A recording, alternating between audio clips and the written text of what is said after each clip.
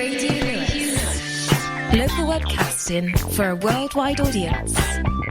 Hello, I'm Richard. And as far as I'm aware, I'm Matt. In this show, we'll look back at some of the music that we love and that's influenced our lives. We'll go back a decade at a time. And this week, it's the 80s, part 2. Part 2, the sequel. This is one of the most, I think this is one of the most important decades or half decades we're going to do, isn't it? Yeah, absolutely. This is where things got weird. The second half of the 80s was weird. It was like this Pandora's box opened up and everything came flying out of it in a space of 5 years. So we're going to try and cover that. You see, I think for me, 1985 is sort of my highlight year in my entire musical life. For things that I absolutely love, and I still absolutely love. And it's kind of pathetic, but there's a couple of things that, I will highlight from that I absolutely love. So, Pathetic. Pathetic can't be a word that we use for this. Nothing's pathetic. Well, we'll see. when you hear my 5 Cliff Richard records, then you might change your mind. Yeah, okay. I've got more important things to be doing. I've got to go. Sorry. Bye. Oh no. Oh well. Well, look, I'll tell you what. Keep you amused. What's your first one from 85 to 89? Okay, now, so last week I threatened a 5-hour audio thesis on Prince. I'm not going to do that. I am going to give you Girls and Boys, which is off Parade. The first Prince album I got heavily into, and my favourite song off that album.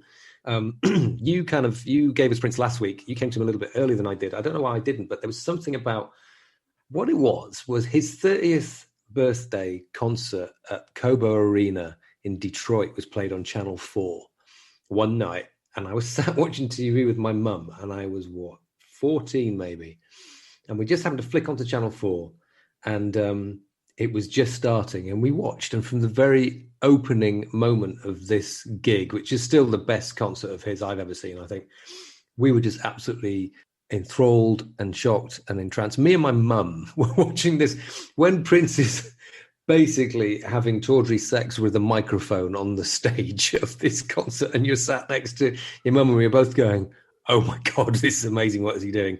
You know, you've hit a phenomenon.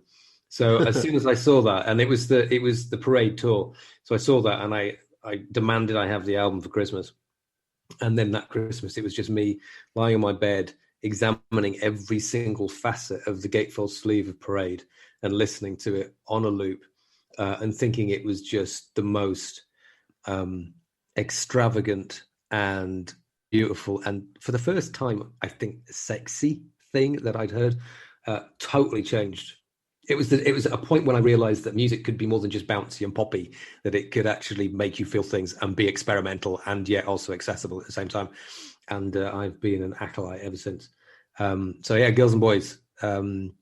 It's got a kind of a sexy French bit in the middle as well, which obviously, again, as I've said quite a lot of times throughout these shows, something I didn't really understand, but I knew something was going on. So yeah, it's a brilliant tune. Well, I did my bit on Prince last week, so I won't give any more introduction to this. This is Prince and Girls and Boys. Girls and Boys.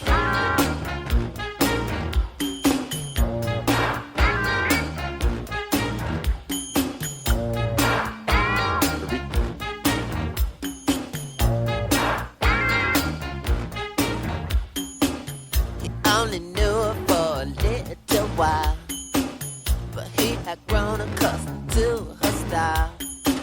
She had the cutest ass he ever seen. He did too, they were meant to be. They loved to kiss on the steps of Versailles. It looked like rain on the birds do fly. I love you, baby, I love you so much. Maybe we can stay in touch. Meet me in another world, space and joy. Fools that rebel, mama, girls and boys.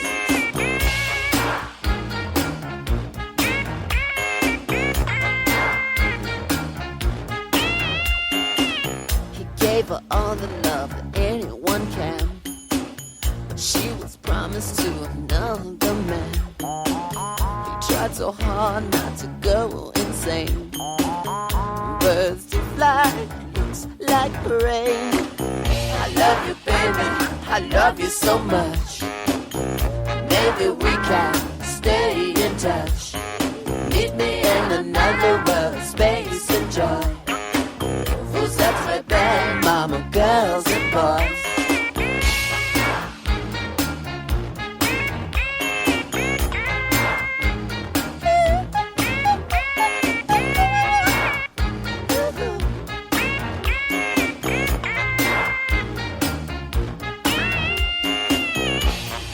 Precious, baby, love is so real. I can take a break up if you say that you can. He had to run away, his pride was too strong.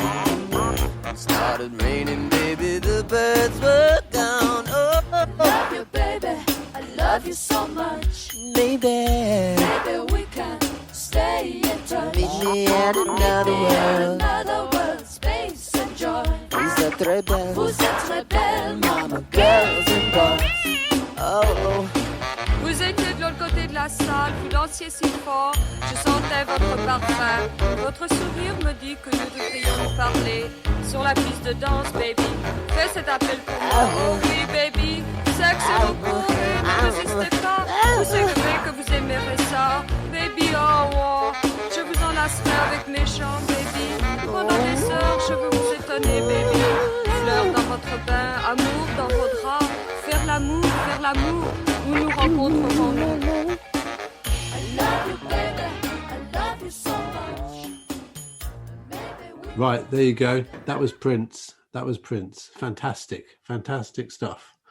Okay, so that was Matt's first one. My first one is probably going down a level, but hey, I don't care. It's Aha. Oh yeah, it's Aha. Aha! And I just love Aha. I mean, I don't know what else I can say really. You know, I loved them when I heard Take On Me, and I've loved them ever since. They've done about 8 or 9 LPs since then, and they're still going. And I just think they write the most incredible tunes. I just think they write the most amazing melodies, and they just, something about the way that they write their tunes just really gets me somehow, and it always makes me feel happy. And I just the tunes just really meet me somewhere, and I love their stuff. The song I've chosen is Scoundrel Days. So it's the first song from their second album, which is called Scoundrel Days. And the reason I've selected this is, I mean, I really like the song, but it's not necessarily because it's my favorite song of theirs, but it just reminds me of our little group at a certain point in time. Probably, I think it was 1985. I think this is when this came out. And it was our friend Barry, whose house we used to go around, and we used to be in our rubbish band. And I remember he had the cassette of Scoundrel Days, and we used to play that, and I used to just love that whole LP. I think I ended up buying it myself. I think you had that LP, didn't you, as well? I did, of course. Yeah. And it's funny, I was playing the whole LP in the car the other day and just remembered how great the whole LP is. But so that's my choice for this. Aha. What's your feeling on them? There was just, were they Norwegian or Sweden? Where were they from? Norwegian. They were Norwegian, and there was something very Norwegian about them, which was a little bit sort of different at the time. I think they just sounded different. It sounded like ABBA's slightly depressed younger brothers. I think in some ways they were, again, pop but melancholy, big scale, and just a slight. I don't know if it was their voice or whatever, but you just knew this was not from this country. It wasn't from America. It wasn't from the usual places where pop music came from. And they just knocked out a whole bunch of hits early on, and every one of them was irresistible. And of course, Take On Me had that video, which helped quite a lot. I think that idea of ABBA's melancholic younger brothers is very true, actually, because I think that's that same facility with melody, with unusual melodies. I think it's pop and it's very catchy pop, but it's just a little bit different, and there is something slightly sort of mournful and melancholic about a lot of their stuff, I think. Yeah, well, let's give them a go then. This is Aha, and this is Scoundrel Days.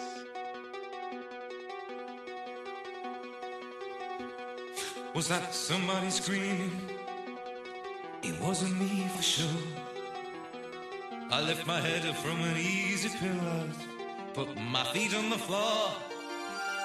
I cut my wrist on a bad thought and head for the door. Outside on the pavement, the dark makes no noise. I can feel the sweat on my lips leaking into my mouth. I'm heading out for the steep hills, leaving me no choice.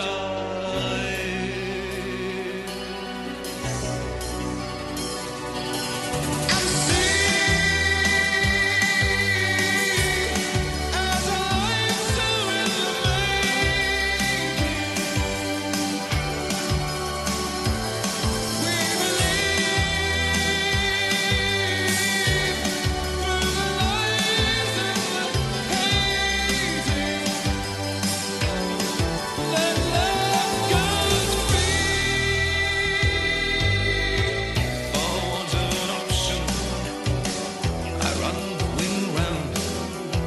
I dream pictures of houses burning, never knowing nothing else to do. With death comes the morning, unannounced and new. Was it too much to ask for, to pull it on weight? They forgive everything but greatness. These are scoundrel days. I'm close to calling out their names as pride hits my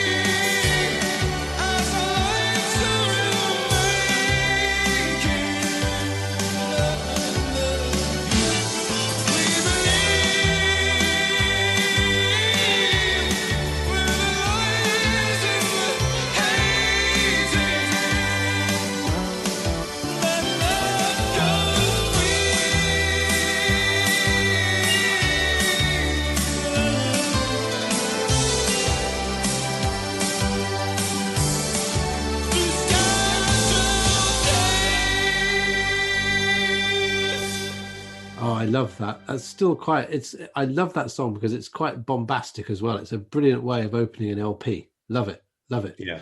So what have you got for number 2? Again, you beat me to it last week with Depeche Mode. I came to Depeche Mode again slightly later than everybody else. I'm always a bit behind the curve, Rich. I don't know why you put up with me, to be honest. I'm just a bit late on everything. He is a late developer, listeners. Don't worry. Very much a late developer. Particularly when it comes to pop music, it seems. I was introduced to Depeche Mode by you, to be honest, and by Darren and by Barry and that little gang that we hung out with. But it was music for the masses that grabbed my attention. So what? 1987 that came out, so I would have been 15. And again, it was just as as I was sort of moving into that area. I can't speak. Moving into that area of my teenage years, where things just feel a little bit heavier, a little bit darker, and everything feels a bit more important, and you're starting to discover angst. And then Music for the Masses came out, which is, to me, felt like a very dark and deep album, because of the subject matter, but because of the songs. And Never Let Me Down Again, which I understand it's supposed to be about heroin, I think. Again, not one of those things that comes across. sounded just angry enough for me to be able to relate to it. It was big, still had that big sound, which I really liked in music. And it just sort of, it was one of these earworms that got into my head and I listened to over and over again more than any other Depeche Mode song. It's still the one I listen to most now. It's still my favorite Depeche Mode song, despite everything. I was having this conversation with somebody the other day about the attributes between Music for the Masses and Violator. Violator is most people's favorite album from Depeche Mode. Music for the Masses just pips it for me because of this song, I think. And also, it was the year that my brother made for Darren a epic black Depeche Mode birthday cake. We had his Depeche Mode themed birthday at our house. So there's a lot of memories wrapped up in this. Wow. It's awesome. It's a great album. Also, there's about 12 different versions of it, and they're all amazing, and yeah, it's great. Epic. I love this song as well. It's one of my favourite Depeche Mode tunes. I think the whole LP, I would say, I think I prefer Violator, but I think this LP has got two of their very, very, very best songs on. And Strange Love for me is probably my favourite or second favourite Depeche Mode tune. And it just got me. There's something I just absolutely love about it. And I think Never Let Me Down Again is similar. They're just huge, huge tunes. And they still sound amazing now.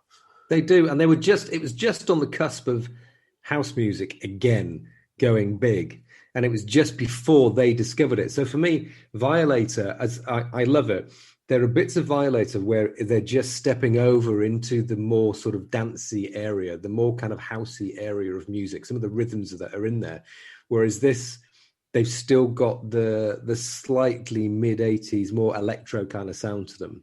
And Tim Simenon got hold of them for that remix of Strangelove just before Violator came out. And then that obviously that blew their minds because they do that version live even now.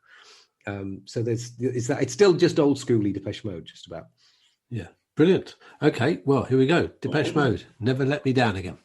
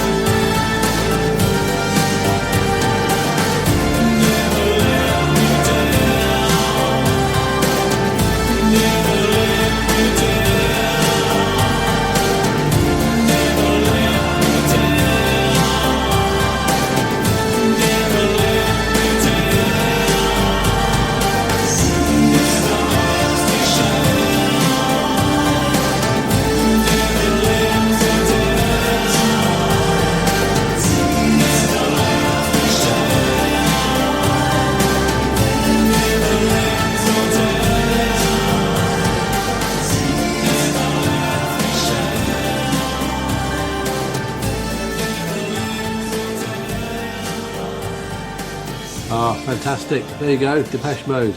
What more do you want? Really? What more do you want? More Depeche Mode. Let's just have more Depeche Mode. Let's just keep playing it. Well, I've got something. I'm going now to my second song, which is sort of, I guess, it's like this. It's this starting point. So there was, in my life, there was, chapter one of my music, which is up to this point of this song, and then there was this song onwards.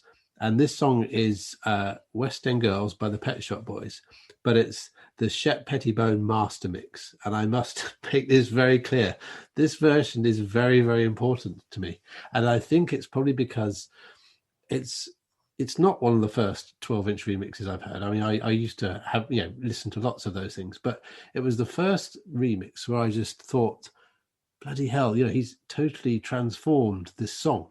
So it's a brilliant, brilliant song anyway. Loads of people, millions of people love this song, but he sort of built this extra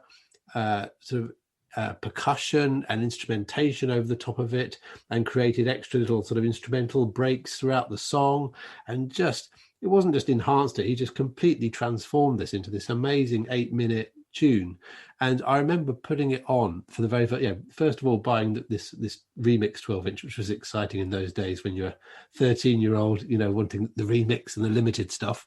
And I put it on, I just thought, what on earth is this? This isn't the song. This isn't the record I ordered. And then after a few seconds, it sort of suddenly goes into this slightly alternative version of the song. And oh my God, it just absolutely blew my mind. And ever since I heard that song, I've just loved the Pet Shop Boys. And for me, they're just pioneers of a particular brand of pop music or dance music, whatever. I mean, I think they've influenced so many people over the years. And they're the sort of band that, their quality control is so high. And they're incredibly productive. I mean, goodness knows how many hundreds of songs they've produced. But again, the quality control is always right up there. Amazing innovators. I think they're brilliant. But this song to me was probably the most influential, song and version of a song ever, really.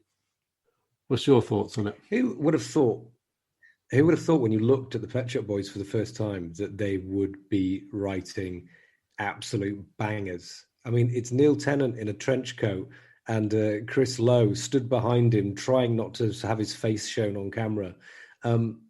They look like accountants, and they completely changed the face of pop music, UK pop music, with this tune. I mean, it's iconic. It's absolutely iconic. His voice just doesn't fit, but does somehow.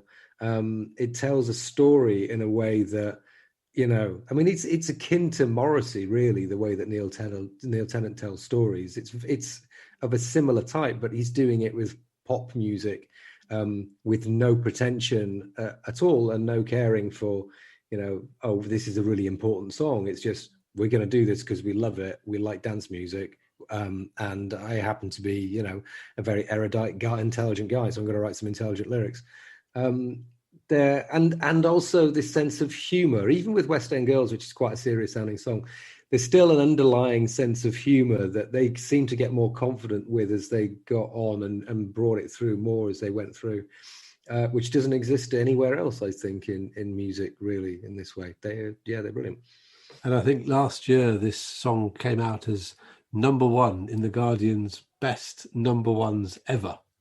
So they did a rundown of the UK's best number ones, and West End Girls was the number one. Amazing. And I thought that's kind of satisfying. Yeah, I agree. I was right.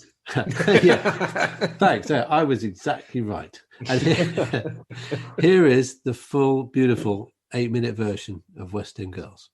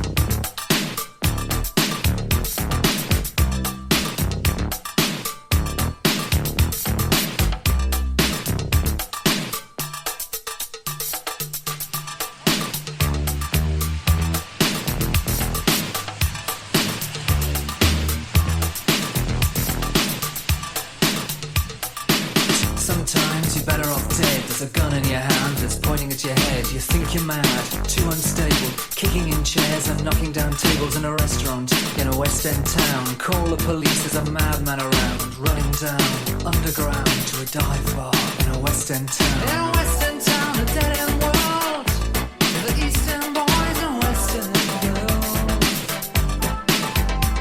In a West End town, a dead end world, the Eastern boys and Western girls.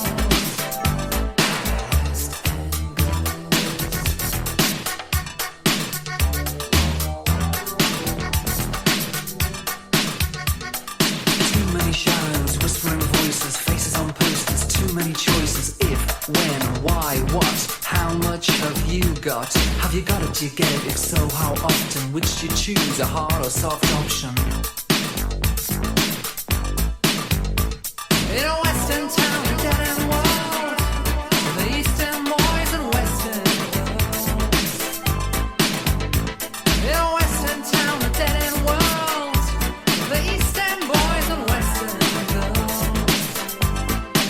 Western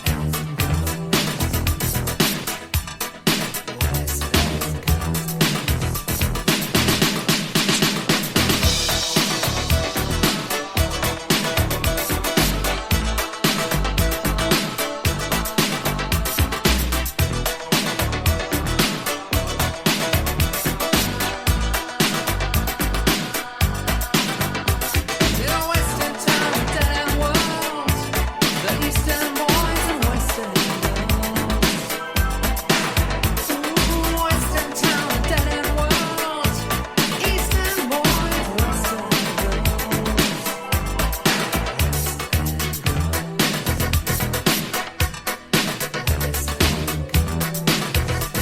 You can find a place that no one knows, where money talks and streets are gold. Someone stands in every door, and if they speak, they break the law. We could work something out. We could work something out.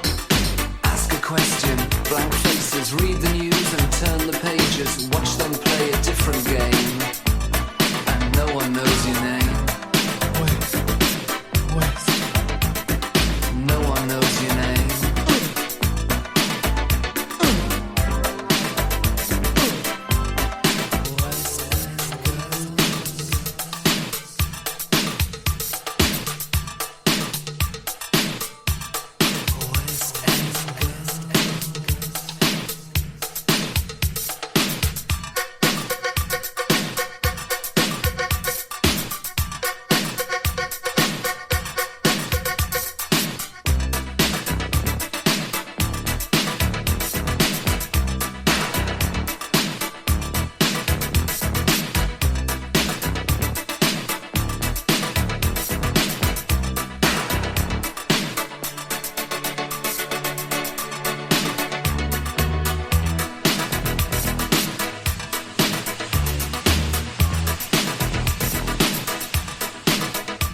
You got a heart of glass or a heart of stone. Just you wait till I get you home. We've got no future, we've got no past. Here today, built to last in every city and every nation, from Lake Geneva to the Finland station.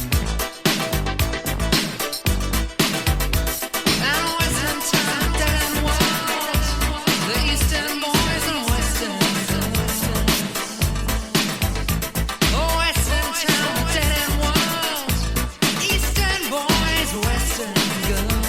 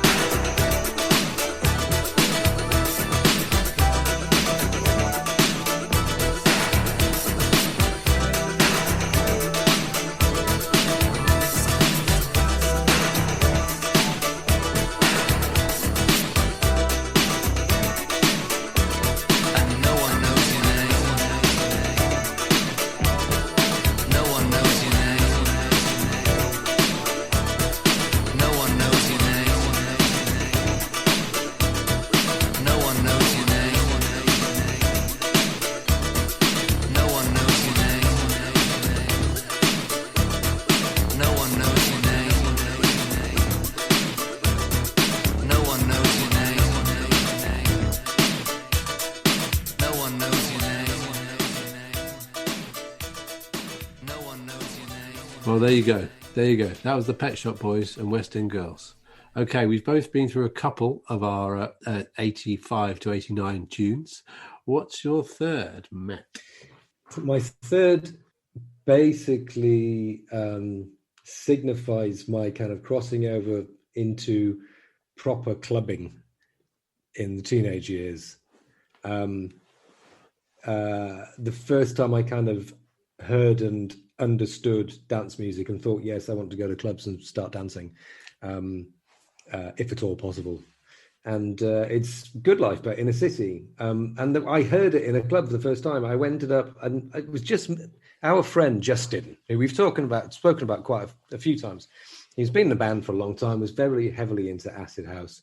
He and I, I don't know why, he and I ended up going to a club in Portsmouth because I don't know what the event was, but he just got on into acid, or he discovered acid house, and I had shown an interest. He said, "Okay, let's go clubbing," and we did.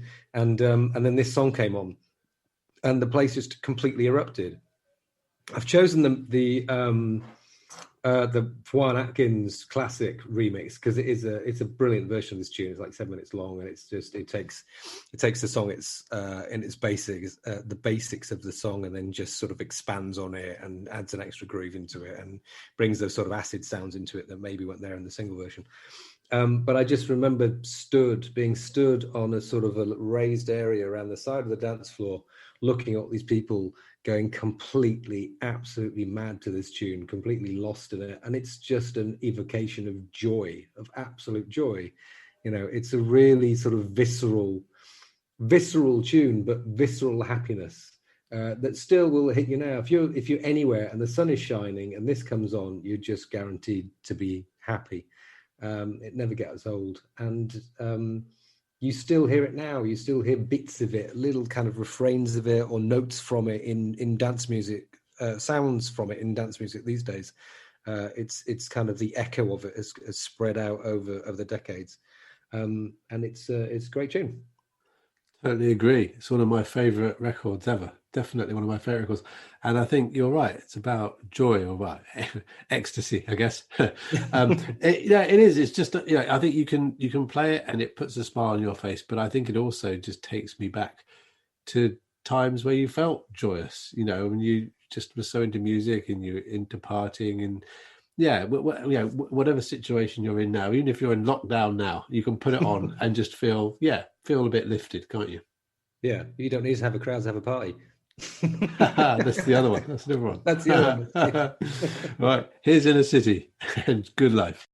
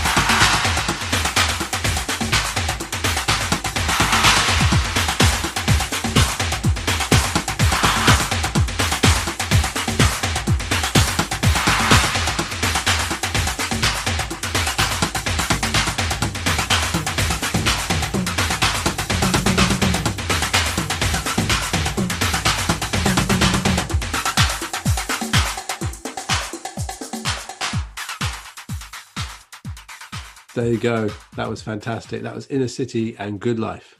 Right. On to my third one, which is, I think it's quite an important one for both of us, actually. And this is The. So, this is, I've chosen by The Sweet Bird of Truth, which is one of the singles from their LP Infected.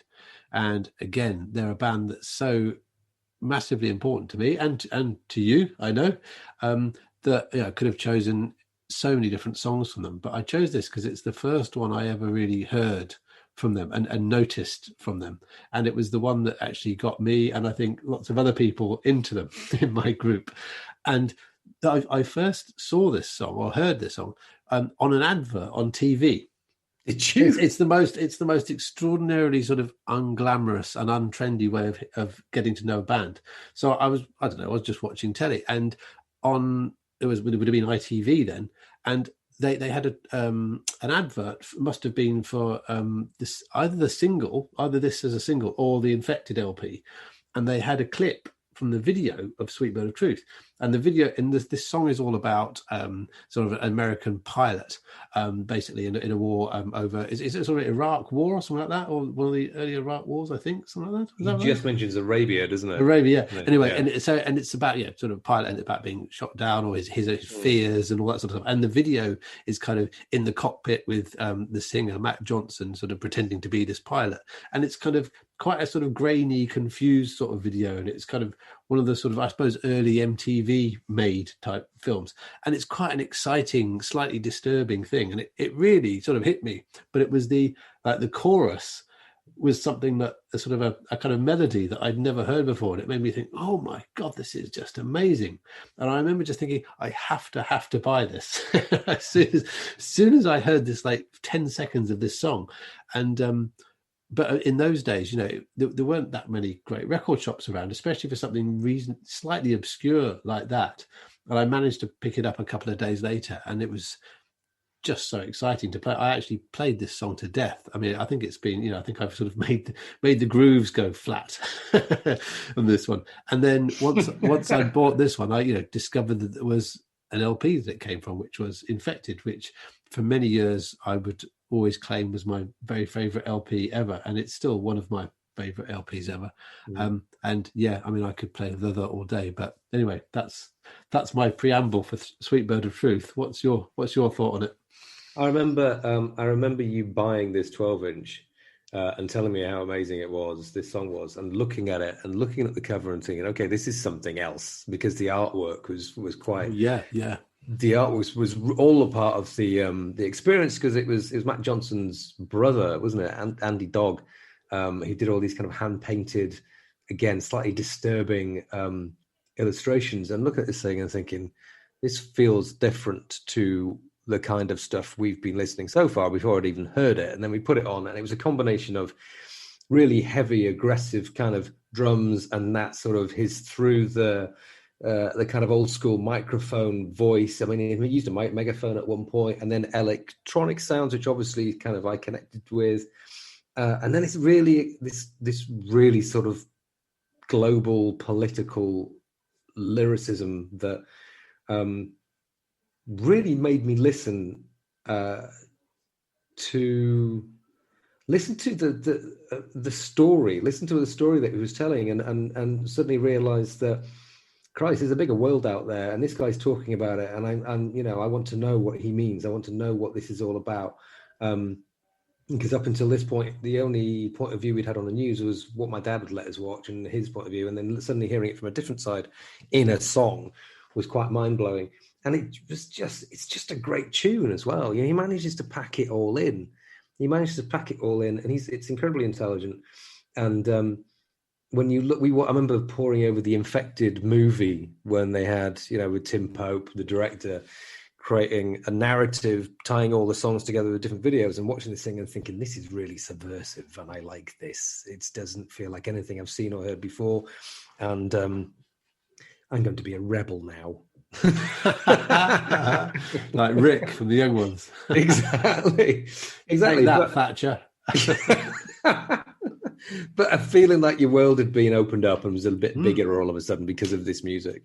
I think you're absolutely right in that this was a moment that our sort of taste in music evolved, and it was also a moment that, you started thinking more about the outside world. But I think that's a good idea. That's a good point about that sort of step of this was slightly different from stuff that we'd known or listened to before. Yeah. So here it is. This is The and Sweet Bird of Truth.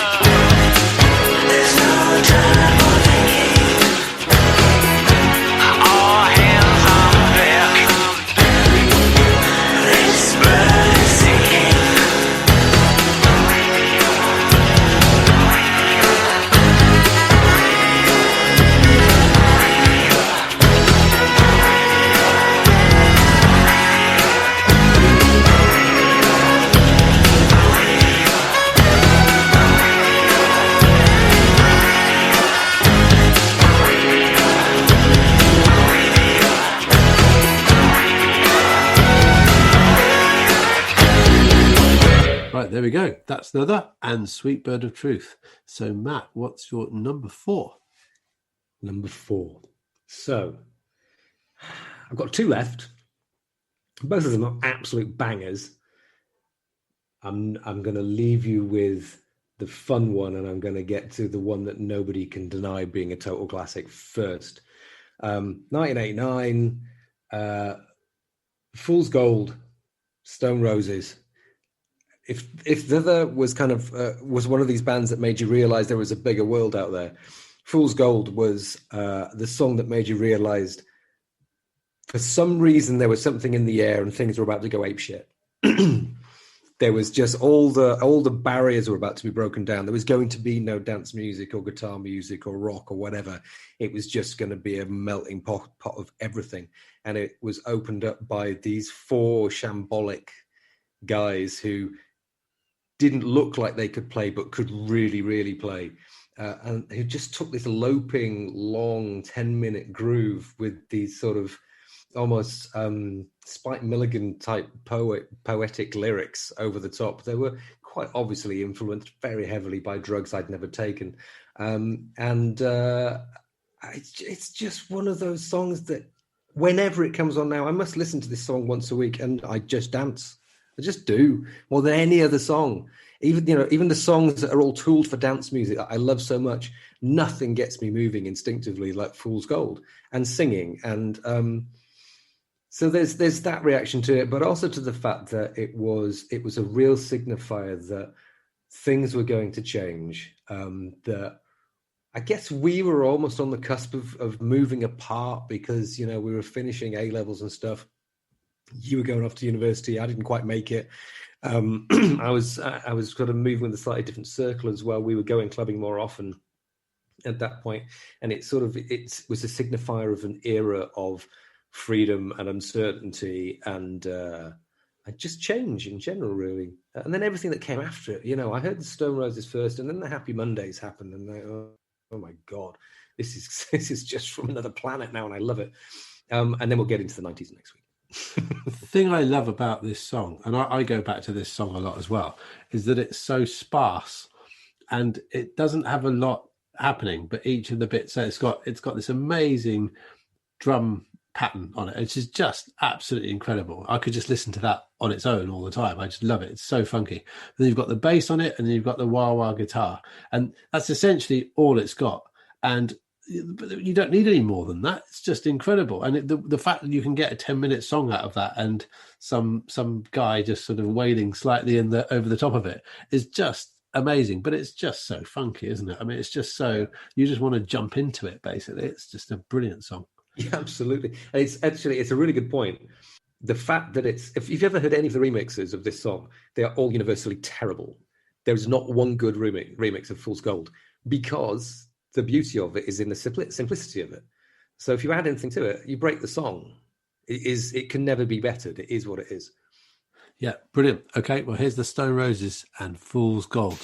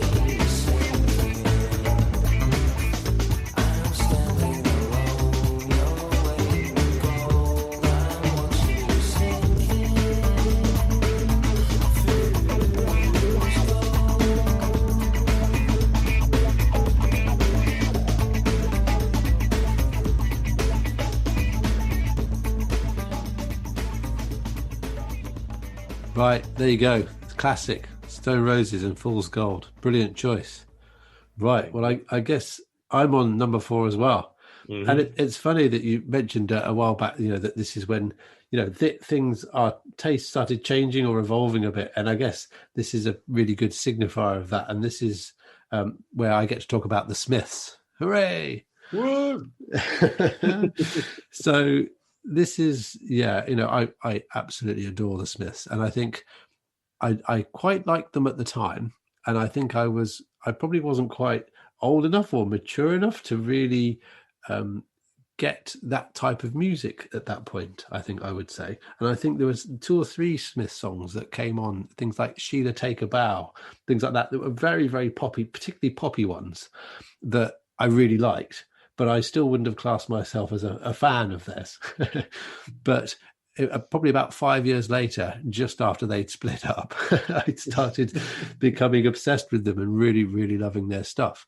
And the song that I wanted to choose for this is just, I think probably most Smiths fans would have it as one of their top tunes, is There Is a Light That Never Goes Out, which wasn't a single, and it was released later as a single posthumously. But it's just such an absolutely beautiful and amazing song. I mean, the lyrics are really touching and beautiful, and the tune is just incredible. The tune is just amazing, and it just takes me back to being at university, just starting out at university, and really enjoying that, but also that sort of teenage or late teenage sort of angst that you might have, and the fact that you felt that it was like it was sort of speaking to you really.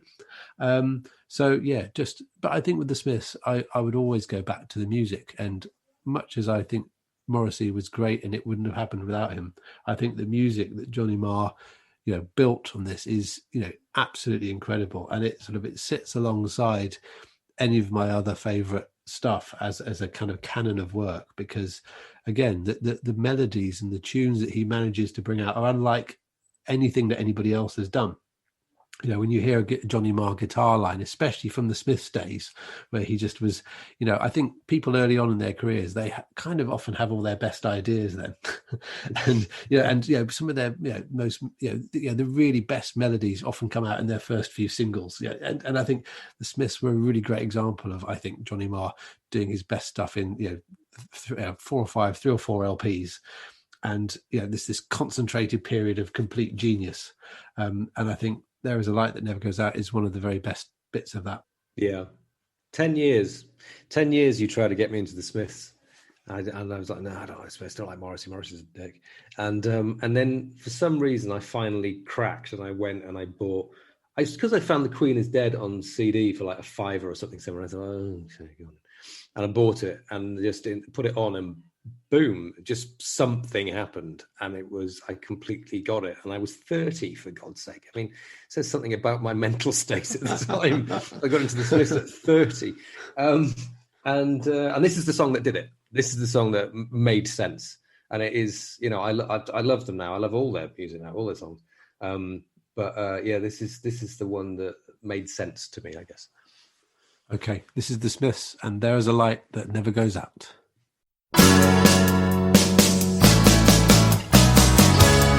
Take me out tonight, where there's music and there's people and the young and the light. Driving in your car, I never want to go home, because I haven't got one anymore. Take me out tonight, because I want to see people and I want to see light. Driving in your car, oh please don't drop me home, because it's not my home, it's their home, and I'm welcome no more.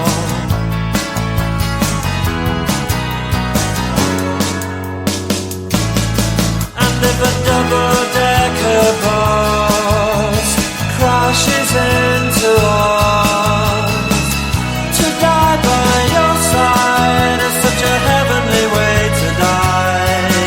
And if a 10-ton truck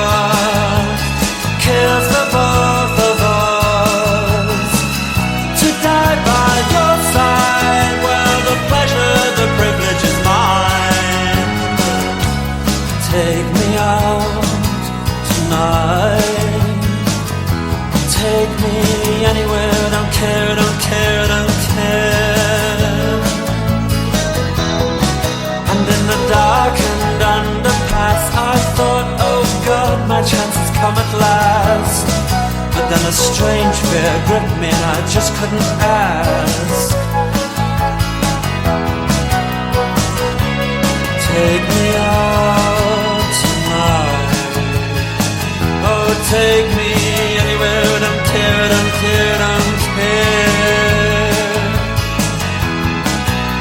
Driving in your car, I never want to go home, because I haven't got one all alone. Oh, I haven't got one.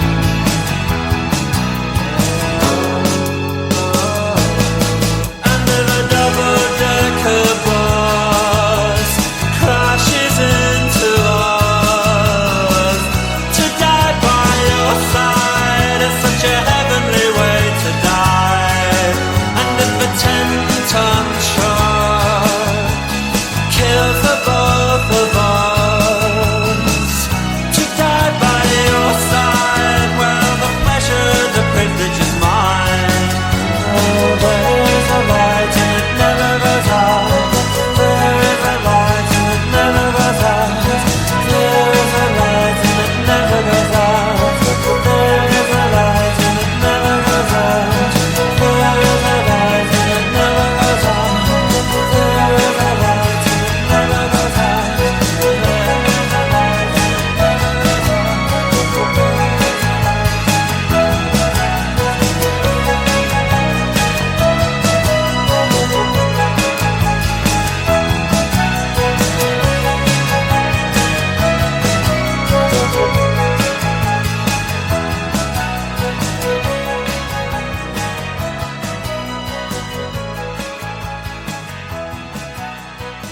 Oh, isn't that beautiful? What an amazing tune. What an amazing tune. I'm a tear even now. And the thing about that song, though, is that people, people talk about, oh, Smiths are miserable. If you listen to the chorus, listen to the words in the chorus, they're actually hilarious, even though it's, if a double-decker bus killed the both of us.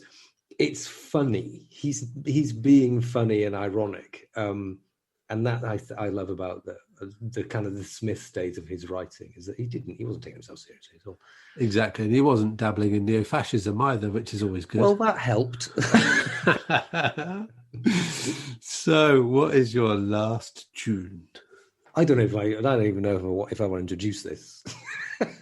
This is S Express. I love S Express. I've always loved S Express.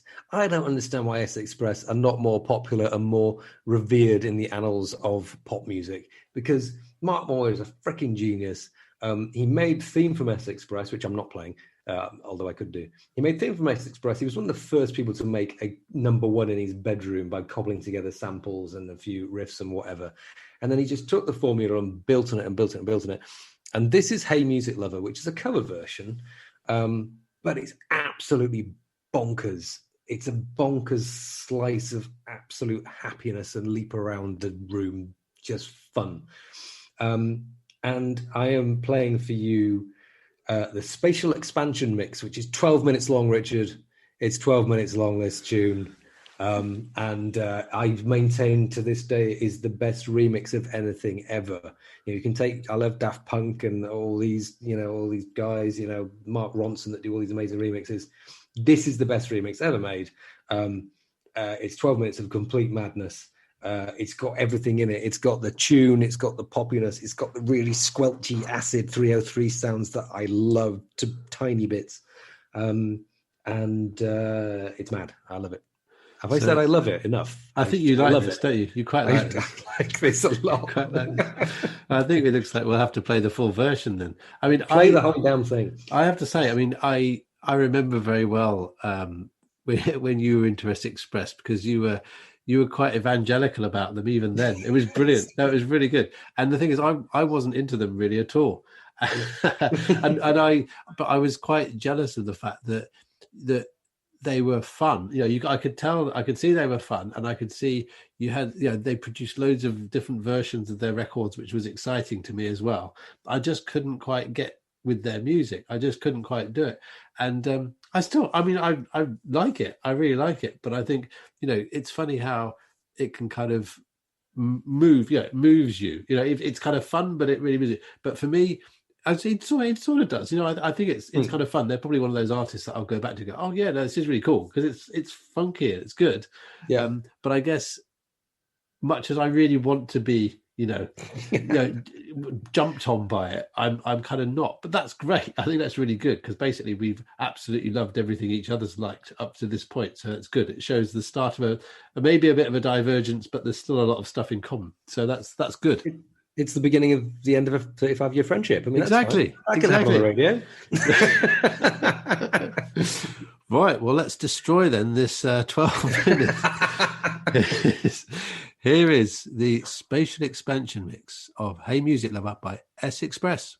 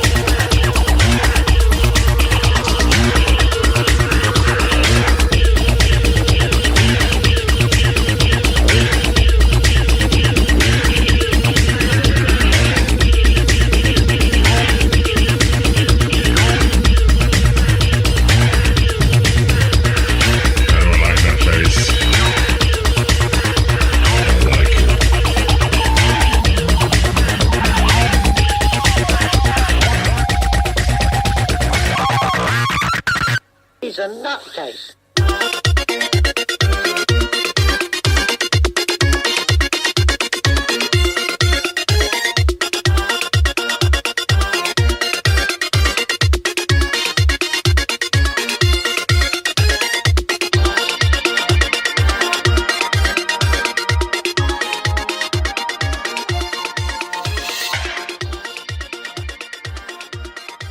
Right. Well, there you go. Isn't that good? That is. No, it is. It is. Is that not enough? Isn't that good? That sounded really convincing. That was good, wasn't it, boys and girls? That was S Express. Is that no? That's not very good, is it? No, I think just leave it. You do it. You do it. You come off that record then. Come on, let's hear you. That was just freaking amazing. And Richard has no taste. There you go. Ooh, there you go. That was S Express and Hey Music Lover. Right. So then now it's my final one, and again, yeah, no, I haven't gone for anything. I haven't gone for anything fun like Matt. I've gone. I haven't got anything as miserable as the Smiths. So I've gone for Talk, and Talk again, one of my favourite bands. Fairly short-lived. They only did about 4 or 5 LPs, and this is from I think probably their middle LP, their third one, The Colour of Spring, and it's my favourite LP by theirs because it's a brilliant point at which they went from being a kind of they looked like a manufactured pop band, but they weren't, because they were incredible songwriters and musicians, but they were sort of trying to be molded by their record company to be this sort of manufactured pop band. And even when they were trying that, I think their amazing musical sort of genius kind of shone through it, because they made songs like It's My Life and Talk, which are just golden tunes. And so, that was great. But this is where they sort of started, going to where they really wanted to get to, which was somewhere a bit weirder and a bit more awkward and a bit more sort of esoteric. And this song is called Living in Another World. And it was a single, and it's quite upbeat. And it's a great pop song. But I don't know, I just think the whole LP of The Colour of Spring is just really, really beautiful. There's orchestras on there, and there's about 8 tracks, and each one is just brilliant. There isn't a dud track on it. And I think Talk have been very, very influential to other bands. There's a lot of bands of today quote them as being influential on them. And I think it's mainly not just because of this LP, but for the last couple of LPs they did, which were, what you might call ambient LPs now, or sort of, much more, they're much more challenging. They don't have lots of drums on them. They probably spent about a year trying to make each LP, in some sort of disused cellar somewhere, trying to kind of get the sort of cymbal sound right over 7 months or something like that. But although they were kind of and probably an agony to make, they're just the most exquisite sounding records. So there's this LP, which is The Colour of Spring. Then there is the next one, which was Spirit of Eden, and then the final one was Laughing Stock.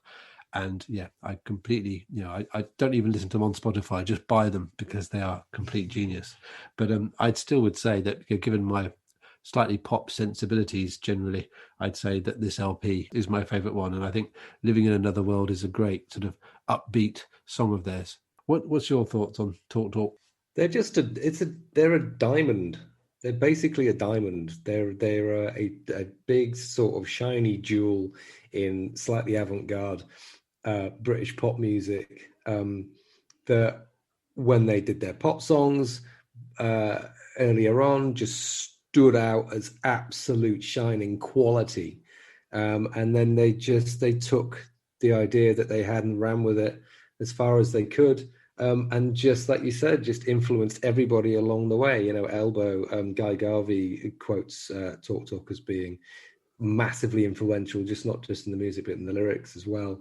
And just not spoken enough about for some reason. I don't know why. People don't talk about them in the way that they should. When you listen to It's My Life and Life's What You Make It, and they're just anthems for positivity without being cloying. They're the kind of song that you can send to somebody who's having a bad time, and it'll make things make sense. They're really, really important. Talk and not spoken enough in a way that they should be.